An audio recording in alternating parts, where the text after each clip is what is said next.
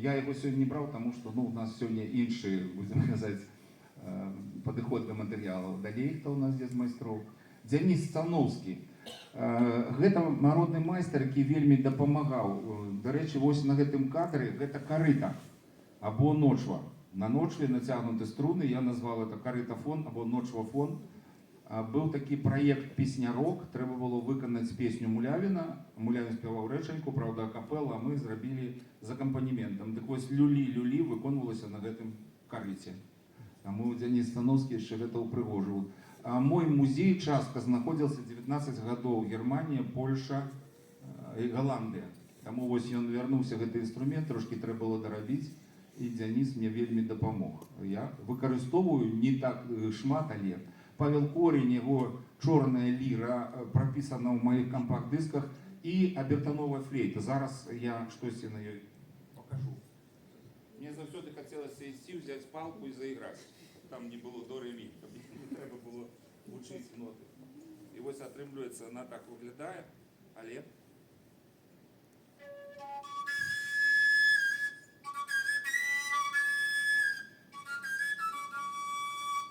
Метелица и коляда, не забивай стежки, дорожки, коляда.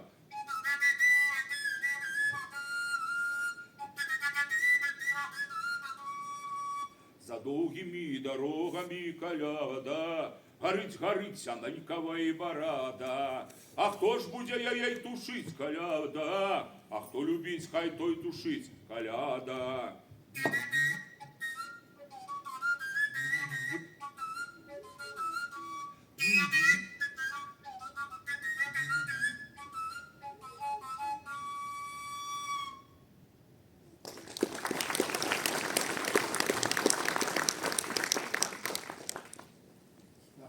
Это у нас Воложенский район, майстер Змітер Яросвет, он зараз, фамилия Вамищев, а он себе ось такую взял, прозвище такое взял.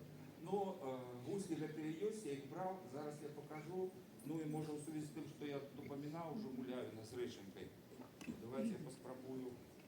И можно и акапельно проспевать, но есть такие инструменты. Можем спробовать.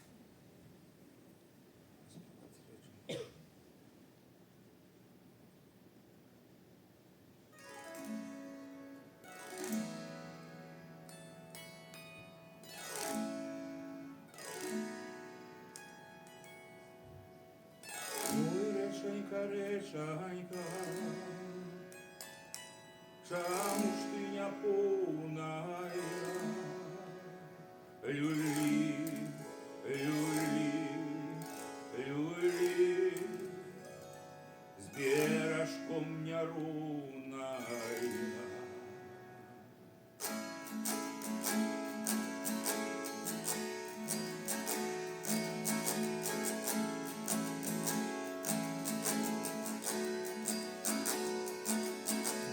А як жа мне поўнай быць, беражкамі роўна плыць? Люлі, люлі, люлі, з беражкамі роўна плыць. Янка коні капає,